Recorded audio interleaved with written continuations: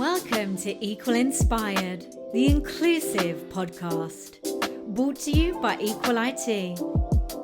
We're finishing 2024 off on a high with our last Equal Inspired episode with a very special guest. Yosra Söderberg joins us, who is an accomplished HR leader with 2 decades of work experience. Yosra is passionate about fostering diverse, inclusive, and equitable work environments. And her expertise has enabled her to build and nurture high-performing organizations with thriving international cultures. My forever friend, it's so wonderful to welcome you to the Equal Inspired podcast. I feel like this should have happened years ago, but things are worth the wait and everything happens for a reason. So welcome. Thank you, Ali. That's so lovely of you. I think of you as a little sister and a lot more. And even though at some point when you contacted me for a role that I never took, I'm so glad that you contacted me because I remember the exact moment that you entered my life, and I'm so grateful for that. You're one of the most special people I have ever met, and I you are so close to my heart and my mind all the time. The feeling is so mutual. You are the big sister that I've never had but always needed. And everything that you do for me, the advice you share, just being there, it means so much. You have the purest heart. Your energy is infectious in all the best ways. And yeah, I'm excited to dive into your journey and to learn more about the things you've been doing, Yosra. So we would love to start things off by learning a little bit more about the moment for you that you realized that this path that you're in, working in HR, the moment you realized this was the right career path for you. Well, when it started, it did not start as the right career path. I moved to Sweden 20 years ago with a master degrees in Egyptology. And the lack of pyramids in Sweden meant that I had to find a completely new job. And I ended up working for a British company as an office manager. And the only reason I was given the job is because the general manager was German. And I was in a German school. And he called me because he thought, she wrote German as fluent. I don't think she can speak fluent German. And he called just to make sure of that. And then I ended up getting the job. And there was no HR in Sweden, and actually a big lack of HR in the Nordic countries. So I ended up doing HR. And this felt very natural. I really loved working with it. I love processes. I love contracts. I love dealing with people. I love coaching. So it just went from there. And it became something that after now 20 years is what I really want to do. And I never regret taking that step. It's funny, isn't it, how sometimes you can just fall into these things, but then they somehow actually be so relevant to your strengths and like the things that you thrive the most in. And I know you mentioned some of the things that you enjoy, but I was just curious, thinking more as you were growing into that role of HR, what personal strengths, human skills, you as Yosra, do you believe have really been key to maintain the success in your career over this period of time? There is something about me that has always been weird, is that I have no judgment over anyone. I feel that I'm in no place to judge anyone by anything that they are doing. And I think that when you approach people from a no judgment perspective, that you are a lot more open to getting different sides of things and being more accepting to the fact that people are so different and they have different point of views without being judgmental over their opinion or what they are doing. And this goes with everything. I think it's when you don't have no judgment over people, you easily trust them. And that building that trust makes it so much easier to be able to work from the inside on how people are feeling. I think it's so important to understand other people's perspective to be able to help them in the best way.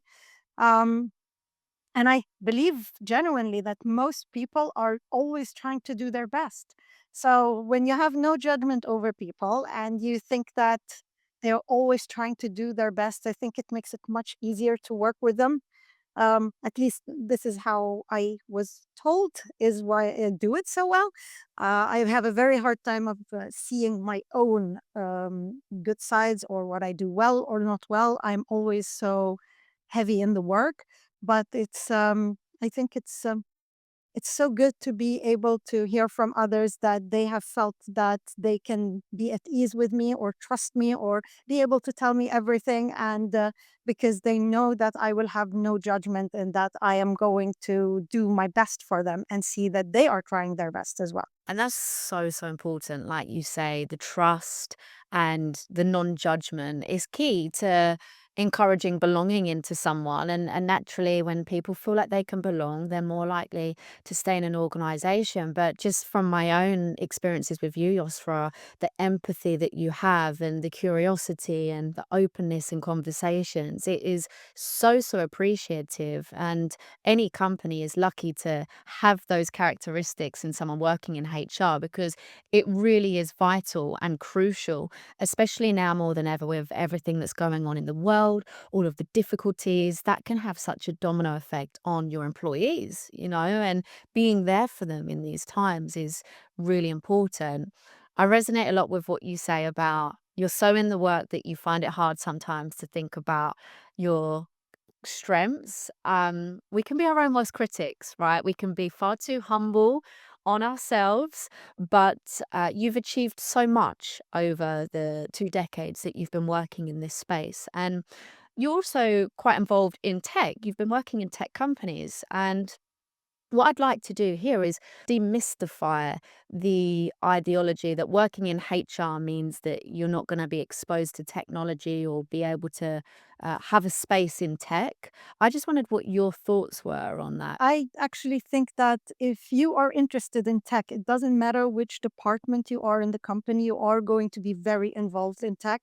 I think that working in a tech company, even if you are working in HR, you need to have an understanding of the basics of what your company is doing, of what developers do, of engineers, of how they think and who they are, because this makes it much easier to recruit, much easier to understand the problems, but also you're going to have a very big exposure of what your company is producing, what they are working with, and also in being a representative for the tech community, whether it is when it comes to hiring people, working with diversity, working with women in tech or girls in science, or being able a part of the encouragement of that, because it's very important. We are the ones that work on development, we work on all of that, and that means that we make the space for others to come up, whether it is in HR or in other departments. And it's on us to make sure that hiring managers are on the right path when it comes to how they look at their teams, how they look to how development is within their teams. And that means you get a lot of exposure to the field itself. And I'm a natural geek, and I don't think I've ever felt more at home than in tech companies because I feel that they speak my language. And that means that if you are like me, a geek who is also an HR person, and you work in a tech company, it's going to be much easier for you to understand where people are coming from, the language they speak, but also be able to expose yourself to that. I know that you're a huge Star Wars fan. What are some of your other favorites? I'm a fantasy geek when it comes to fantasy books. So, what you would call Game of Thrones, or actually, as it's better known, the Saga of Ice and Fire is one of my absolute favorites. But also, I really love women that write fantasy, like Robin Hobb, who is amazing. And her series of 15 books is just, it gives a very different perspective and is one of the most respected fantasy series. Even though she's writing under a pseudonym, it still is amazing to be able to see women writing fantasy. This was one of those fields that were dominated by men, still is dominated by men, not that many women that write there. And I have always wanted to write one. I've taken a year off work to study creative writing and have started my own novel. We'll see if it ever sees the light. That course that you took, that year you took out for creative writing, how do you feel that's also helped you with your HR career and enhanced that further? Well, it helps a lot with being able to write in general is very important for HR because you end up writing a lot more than you think when it comes to job descriptions or when it comes to a lot of manuals, policies, all of that. You end up writing quite a lot. And even though now we have the help of AI, which actually does help a lot because staring at a blank page is terrible, especially when you are about to write a job description or something like that. It's so good to be able to put a prompt in and just get a little bit of a draft that you can work on and actually make it your own. Because still AI is not good enough for it to be so tweaked that it would work properly. Sentences sometimes sound strange or sound a little bit weird, like words put together that don't really connect, but at least it helps. But I think that studying creative writing had helped a lot with that, of just the concept of writing, how to write. And I think actually it's not just that, it helped with everything in life because the tip was that when you are writing a novel, you should never start it just from the beginning to the end. You should actually write a skeleton with the most important parts.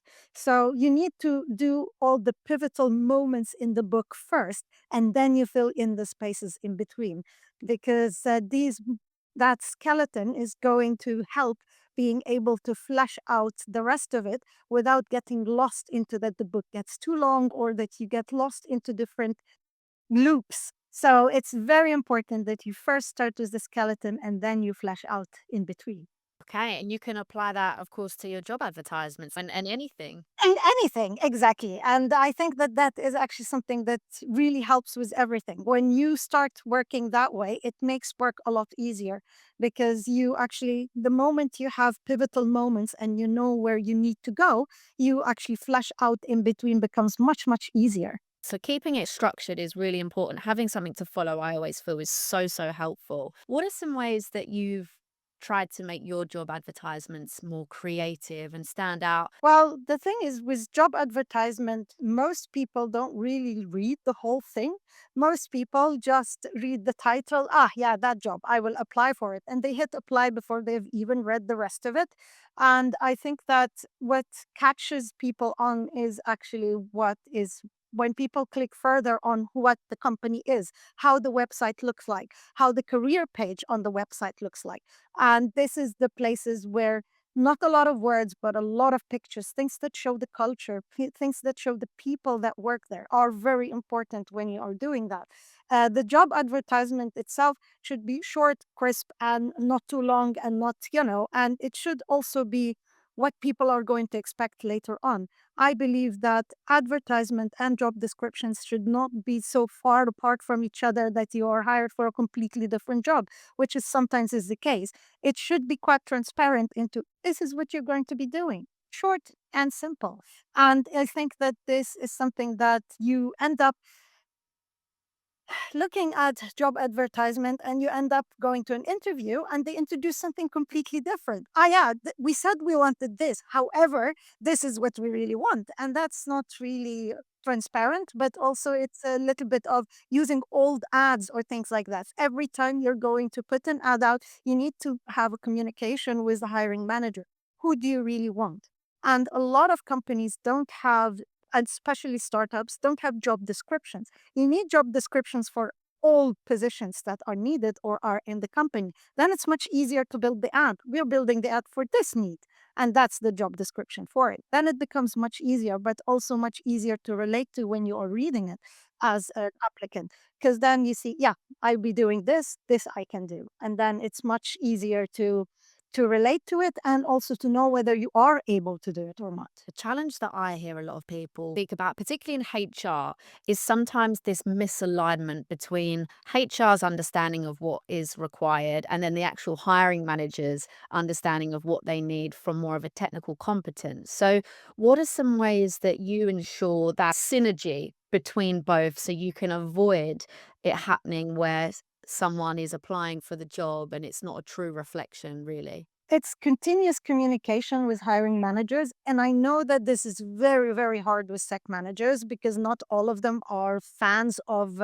what they consider is a waste of time processes or waste of time conversations. But when it comes to hiring people, the more the recruiter or the HR manager knows what they need to look for, the easier it is to help them. Because this comes on for screening CVs later on or anything like that, that you are actually able to cut a lot of the wasted time for the hiring manager if you know what they need and you can prepare it for them. And I think, as I said, when it comes to job descriptions, they're very important because when you have that and you have, so this is the department, these are the job descriptions in that department, and now we have a need for this position, then you are both in agreement of what that position is. And when it's time to make the ads, you can look at it together, make the tweaks of what different tech capabilities or whatever it is that you're going to change in it. And then it's just tweaks, which takes a lot less time. If you have good processes from the beginning and you work on them, and I always say that, especially when it comes to HR, you have to always be working on two levels. One level, you are putting out fires, which happens every day. No, you never can predict even what is going to happen from one day to another. And on the other hand, you have to dedicate time to building and iterating existing processes and building new processes and working on those. And if you're working on those two levels all the time at the same time, then you are able to maintain some kind of semblance of, well, less chaos. And that it's a little bit more organized and that you have things that you can depend on, because having processes that you're able to depend on is extremely important, because then when the fire comes, then you also know that, but this is going to be what I can fall down on. That's this exists, so fire is okay, because it's easier to handle. And it's so important, like you say, that you continually check in, you continually try and adapt and take on feedback and see if you need to tweak things and change things. But also just on that idea of some hiring managers thinking that these things could be a little bit of a waste of time or unnecessary. Like, how do you storytell initially around the importance of why these check-ins are so important to bring them in more into the need for this? Well, I can't say that I have cracked this formula yet. I still have tech managers that no matter what you do, there is that's it's just no. And it I think that it's by building trust and at least having to agree on a compromise on what the minimum is needed. There are people that need a lot more communication, and people have different levels of what amount of communication they want or need. So you need to adjust that from one manager to another. Some manager want to have weekly meetings, some only want to have bi-weekly, some want to have monthly. And as long as you agree what those meetings are going to be and you have an agenda, always. If you don't have an agenda, you don't need the meeting, and agree on what the points that are important for them to discuss, what they want to catch up on. And as long as you have that communication of that they know where to go to when they need and in what they need, then this becomes very easy. Not everyone wants, some want every day. They want to have a little bit of a check in. How's it going? Things like that. It's hand holding. And other people don't need that at all. And they only want to come to you when there is a fire. But even with those, I prefer to have at least once a month where we can sit down. So, what do you need for the next month? What are your recruitment needs for even quarterly, for the next quarter, or when we are building budgets? What do you want from this and this and that? And as long as you are on the same page and agreeing, you don't need to talk every day. You don't need to talk even every month, as long as you are on the same page at all times. And if there is any change from one side or the other, that you inform each other. And you can agree on what type of information exchange you want to have. Would you rather have it in writing? Does that make it that it's less waste of a time? Because then we don't need to sit and chit chat. Then I don't mind doing that. And I think as HR, you need to be able to adjust and compromise to different people, how they work, and try to make it in the best way possible for everyone, because it's we are here to support, and the mission of HR is to support the organization, and that means that you need to adjust to others. And in some ways, when it comes to bigger things, so recruitment processes, if there's hiring managers that don't want to um, comply or don't want to implement them, then this needs to come from a higher above, because this is for the whole company and everyone needs to adhere to certain processes. But when it comes to those daily things or how you manage the relationship between HR and the department, this needs to be very flexible and it needs to be adjusted to the best way that the hiring manager or the managers in that department need it to be. I think this makes it for the best, because the more rigid you are, the less people are going to come to you for help and the less they are going to listen to you as well. The theme is just being adaptable. And that also comes with being understanding and non judgment if one person's approach is slightly different. And it's like what we talk about in diversity and inclusion. It's not a one size fits all. And that's very much the approach you should be taking with your hiring managers. I was just curious. I know we've been talking about job descriptions, and I just wondered from your side, Yosra, through the lens of a HR individual, what are some ways that folks can stand out in their applications? Things that have really impressed you that you've remembered for a good reason? When it comes to from a hiring perspective, cover letters are nice, but they need to be short if you are going to do them. And now a lot of companies think that because this creates bias, then it's better not to have cover letters at all. And I actually, for me, I would never say I don't want any or that I want some. I always leave it as optional, because I think that, and if someone is going to write a cover letter, I am going to read it. For me, it's very simple. Any effort someone is going to do to get a job, I am going to make sure that I give the time for that effort.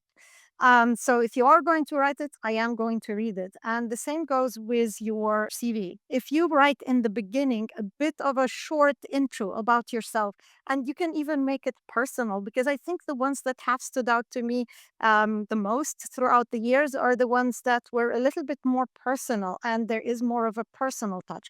Doesn't have to be something that is not professional, but it can also be something that I have won this competition in sailing or something like that. And this makes me, I'm hardworking, or whatever it is that you say that makes it, that gives a little bit of an insight of who you are as a person as well, I think is very important.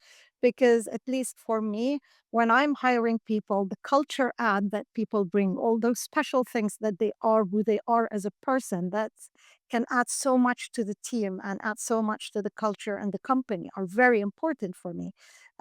It's not that I look less at ones that don't have that. It's all in equal. But the ones that do leave a memory with me and have, left an impression have usually been those that are a bit extra, or that a bit more personal, or show a little bit more of who you are as a person. I love that you've said culture add over culture fit, because that's something that we're speaking about so much at the moment. Hiring someone who will add to your culture, not simply fit in, because that will create so much bias in the decision making process. But I feel that so many people, like we have these traditional views of what a CV should look like, and it can feel like really robotic and not humanize things. So, this is some great advice in terms of like embrace your unique self and don't be afraid to shout about that, because there's only one you, and that is what's going to help you stand out. When you are hiring someone and when we are going to work somewhere, this is not just about providing, well, of course, everyone needs to put food on the table and having a job is very important, but it's a two-way thing. You are not only there to please the person and bend yourself as much as possible to fit into that picture that they have. This needs to be a two-way. You need to also feel that you are being appreciated for who you are and what you bring to the table and the uniqueness of that. I sat at an interview a while ago where someone was saying there are only two types of people, either the type that works for this company or not. And just when someone says that, that to me says, this is not somewhere where I want to work. Because this is someone where everyone looks exactly the same and they're looking for someone that will fit exactly the same picture. And this does not give any space for being different, for being diverse, for being who you are. And you need to fit in into that. And that is very sad, because eventually that is going to hinder productivity. What makes productivity much better is when you have different perspectives and different views, and people bring in something that you haven't thought of. And the more diverse of a group you have, the better ideas you will have, the better um, ethics you will have. Everything is so much better when people are different. And that doesn't mean when I'm looking for someone to recruit for any teams, I am looking for the right person that's going to add that little thing that they need. If they have a lack of communication and you add someone to the team who's very good at communicating, that's going to help the team by having someone that acts as a liaison between everyone. And I think that these little things are very important. If you hire exactly the same person over and over, eventually the well will run dry of ideas and innovation and new things. It's just a machine. And if you want to progress, I don't think that's the right way. You're damaging your business, your bottom line in so many ways by not simply doing the morally right thing and encouraging a diverse team, you know? But talk to me about design thinking in recruitment, Yosra, because I know this is something that you've been working with. The approach of design thinking is that you are a lot more human centered, though it's more from the solution perspective. And this means that you are looking for a different point of view. Instead of the recruitment process, the end result is you want to recruit an applicant. And that means that you should look at the recruitment process from the applicant's point of view and not just from your point of view. Because if you turn it around and look at the recruitment process from the applicant's point of view, so what are they expecting and what do they want from the different stages in the recruitment process? And how long would they like the answers to be? And how does the recruitment process look like from their side? Is it going to be too long? How the interviews look like, how the tests look like, and all of these things, if you turn it around, then you are going to disappoint a lot less. Your recruitment process is going to be a lot more comprehensive, but also it's going to be about who really matters, which is the person you're recruiting. And this is it's not an easy way to do it, but it also is, I think, actually the best way to do it when you do it from that perspective. You bring everyone, all the stakeholders in one room. So different hiring managers, different people that are dealing with it, even people that have been recruited, and put the question out. So, what was it where you were disappointed? How was it that we can do better? And how can we get it to that at the end of the day, whether you are hired for the position or not, you are going to remember the company. Because that's the thing, whether you are hired or not, you can leave an impression on someone. Because eventually someone else is going to tell you, I'm applying for a job at this company. Should I or not? And you can say, I was in a process, I was not hired, but they treated me so well. I recommend them. And that's something that also is very important. What kind of impression you leave on people, because people do talk. And you don't want it to be that I was in a hiring process, they ghosted me, they were terrible in the recruitment process, they ignored everything. And then you go, yeah, I don't want to work for those people because it's a reflection of your culture and everything else. So recruitment process from the applicant's point of view, and that's how you build the process then on your side in the different stages. And you can put time limits to each stage, that it doesn't take longer than a certain amount, because applicants, they are going to move on, be in different kind of processes at the same time. And there are two kinds of applicants that are just shopping around for a better job or a better career opportunity, but there's also ones who are unemployed. And for them, this is a lot more stressful. And if it takes you weeks to answer them, they're not going to wait, but also their stress levels are really affected. You should think about it as, what would happen if I was applying for that job and I get ghosted, or I get never get answered to, or I don't know why they have not hired me. So and all of that can be very helpful. I know recruiters are going to say it takes too much time. We have hundreds of applicants. And at the moment, in the space of tech, which used to be a space where you could barely find applicants, and we had to look outside of Sweden and even outside of Europe to be able to find applicants, that's not the case anymore. There's been a lot of redundancies in the last couple of years in the tech industry. There has been now actually a lot of redundancies in general. The unemployment rate here in Sweden is at 8.5, which is quite high. It has not been this high since the pandemic. And this means that there's over 500,000 people here in Sweden that are looking for jobs.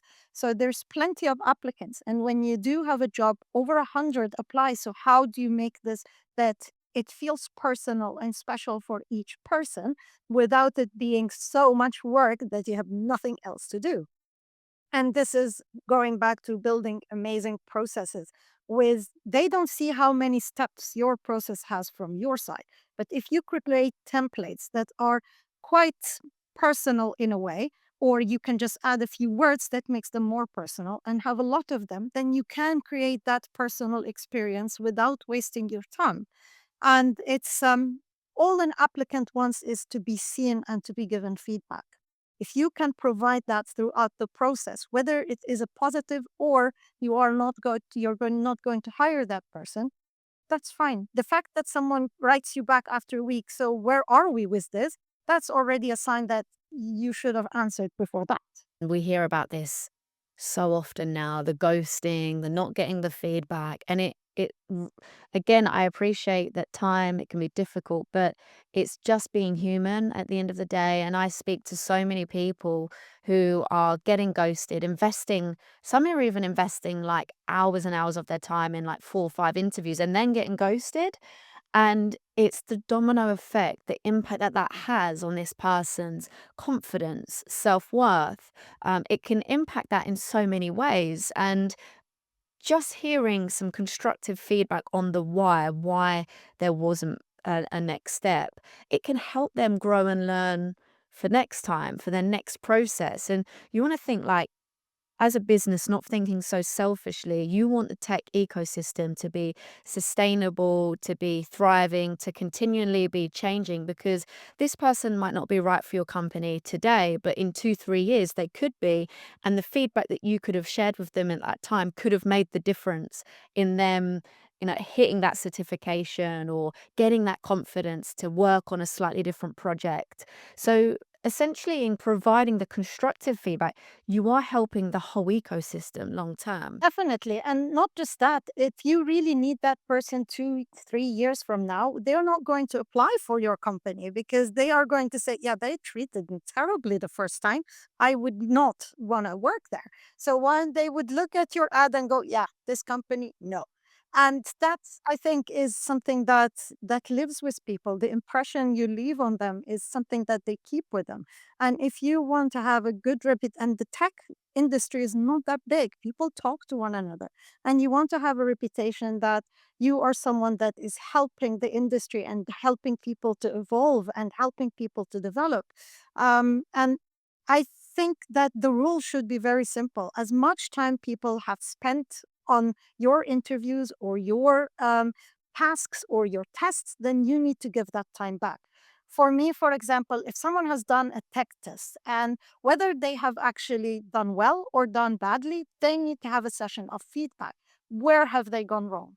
So this is why we can't hire you because you are lacking in this and this and this. You need to develop on this and this and this because they have spent at least 3, 4 hours to do that. At least give them half an hour of giving them the feedback. If someone went to an interview and you have actually spoken to them, you can't send them the rejection in an email. Then you need to at least call them back and say, this is not working because of this and that. And that's why we can't move on. It's the decency of respecting others that they have given you time. So at least treat them in the same way by giving that time back.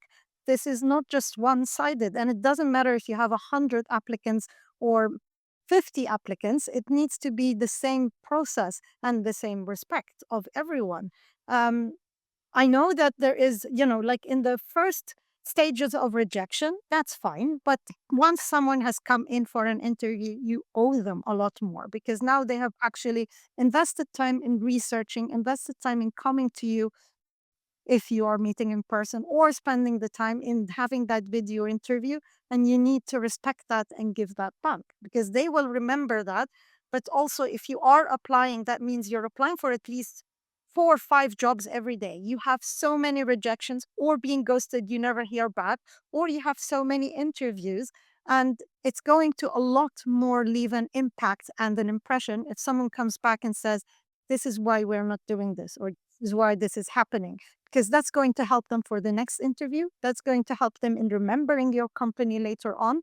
And it's going to also help the industry. And we are not here, our responsibility is not just to our employees, it's to the industry and as a whole. There's a quote, and it's reputation takes years to build, but seconds to be lost. And I really believe that all companies need to embrace that and acknowledge that as much as possible in their hiring processes too. Because, like you say, this community is very small and word can travel around. And you also have platforms like Glassdoor where people can leave their reviews of the interviews experience. In your opinion, what does a positive applicant experience truly look like for you? What applicants want is to feel seen and to feel that this is personalized. And it depends on what is important for your company and what your values are. But I know that something that has been extremely successful is doing culture ad interviews. And this is an interview where it's not about the job, it's more about who you are as a person, what you can bring to the table that is outside of all the technical things and stuff like that. And I remember when I first started doing that, that started more of a screening interview, and it has built up into that. I want to know more about those people because what they bring to the company is very important, and the culture we were building was very important. And it became an interview that it was hard to sell in the beginning to hiring managers, whether it's a waste of time or not, or whether it becomes a bottleneck when the hiring process is for a lot of people. But eventually, everyone was sold on it because a couple of years later, when we did a value workshop for the company and people were asked why they joined the company, the answer came that first thing was the people, and the second reason was that culture ad interview. Because when they went through the process and when they had that interview, they realized that this is a company I want to work for because they care about me as a person and what I bring to the table. And this is a culture that where people are care about each other and care about more than just work. And I think that this is something that is very important. And especially now when we go, work is where we spend most of our waking hours. It can't be just something where, and I know for a lot of people, you want to just go do your job and then go home, but you are still interacting with others. And it's very important who you're interacting with and how they impact your life and impact your mental health and impact who you are. So I think that a recruitment process where you take the culture in consideration is very important. And this is not about whether someone fits or not, it's about how someone can add to your culture. And then again, it's all about giving feedback, constructive feedback, and have the recruitment process needs to be that you are always going back with why this is not working, why is this not happening, and be quick in your responses. Don't let people wait for too long. I just had one where someone came back to me saying that, but I can't get hold of the manager. And then you start thinking, okay, so if you can't get hold of your manager to get an answer, what does that tell me about your, the hierarchy in your company and how things are working? And it's things like that that should be avoided. You should have a tight process where you don't need that. You leave applicants waiting because you couldn't get a meeting in is not the answer that any applicant wants to hear. I can say from firsthand experience, Yosra, we've collaborated over the years, many, many years now. And honestly, the people that we've had go through that first culture ad conversation with you have always said that they've never experienced something quite like it in a positive way. And it's so refreshing and it's such a wonderful, heartwarming experience to actually be able to speak more about themselves first before the tech and before getting really drilled into the details of that. So I'm vouching for that as well, Yosra. It's such a good approach. Again, on that sense of belonging and encouraging that and making someone feel like a human, not just a number.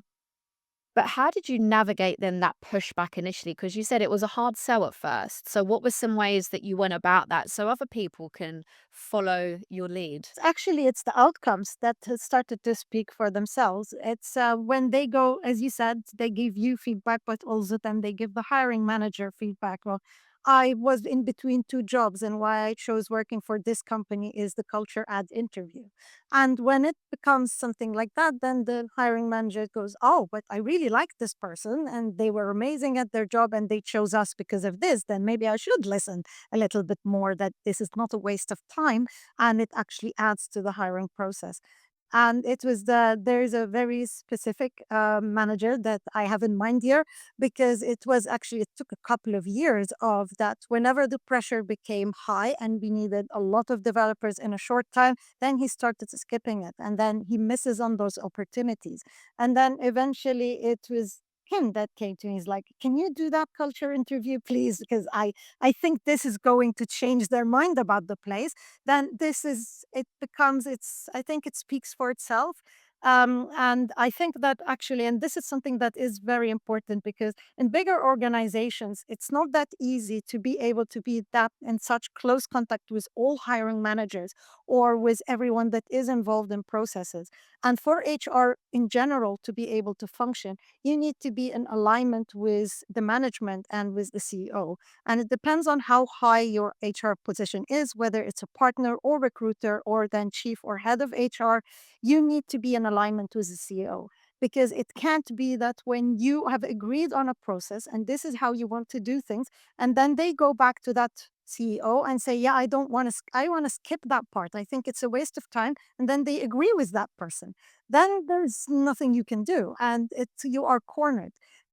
And this goes for all HR processes, because I know that they are not the most fun things to do when you have to do development talks or one-to-ones or give feedback or any of that.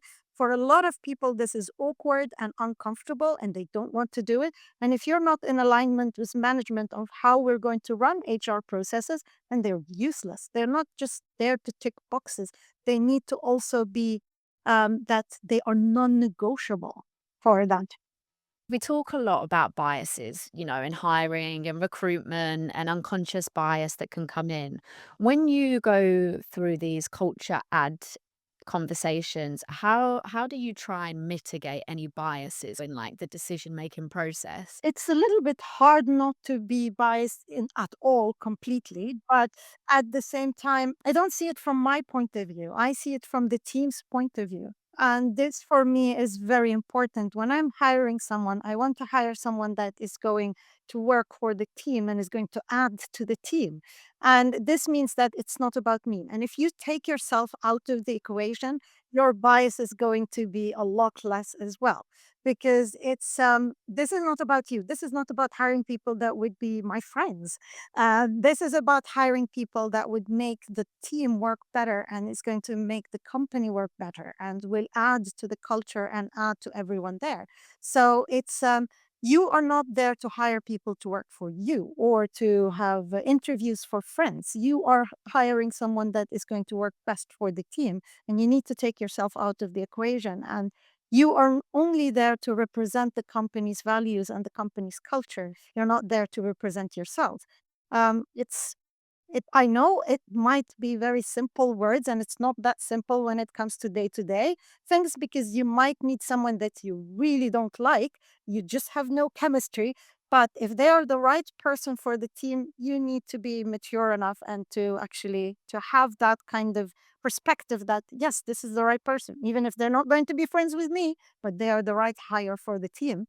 That's absolutely fine. Not everyone we meet we should like. Again, it like highlights the importance though, doesn't it, of constantly checking in with the team that you're actually hiring for as well. So understanding, okay, what are our weaknesses here? What competencies are we missing? What soft skills are we missing? What do we need? So that can also help you to mitigate bias and make decisions based on the facts that are in front of you. Thank you so much, Yosra. I could, as you know, sit here speaking to you for absolutely hours, but it's been so wonderful to learn more about your journey and the impactful things you've been doing over the past 2 decades for so many businesses. I want to know, if you could hire any fictional character to join your HR team, who would it be and why? Well, I would hire Luke Skywalker, though I actually would want Solo because he's a lot more, well, in your face and he takes initiative. But in general, actually, it's people that would go out of their way to help others. I think that this is something that is extremely important. And it's something that I look for when I'm hiring people all the time. Because you can be kind and you can be a lot of other things, but I think the best co-workers are those who are going to go out of their way to help you. And if you have a culture that based on people that would go out of their way to help each other, you have a culture that is amazing. And I kind of have seen that in a company where I was there in the journey when the company was very small when I started. And by the time I've left, it was almost triple in size. And when you continuously help people that have that quality in them, you end up with a culture that is so amazing and so wonderful to see that it's just a pleasure to even come back now to their office and say hello because it still is it's like a sun shining. And I think that this is something that is great. So special. That sense of community, like within a business, is so, so important. Yosra, it's been so special. Thank you very much. We've loved welcoming you. Thank you, Ellie. I think this is wonderful. And again, I would sit here and talk to you forever. And it was so lovely and wonderful to be able to do that. Thank you so much. Thank you for listening to today's episode, and we hope you're feeling inspired. If you are, please feel free to like, share, subscribe, and join us on our mission to create a diverse, inclusive, and equitable universe.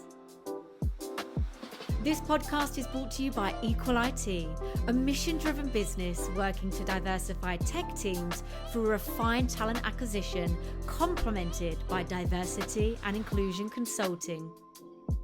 As an Azure Heroes inclusive leader, we aim for teams to cultivate a strong sense of belonging and equity. Find us on Twitter and LinkedIn. We welcome your feedback, questions, and would love to hear from you. Join us next time on Equal Inspired.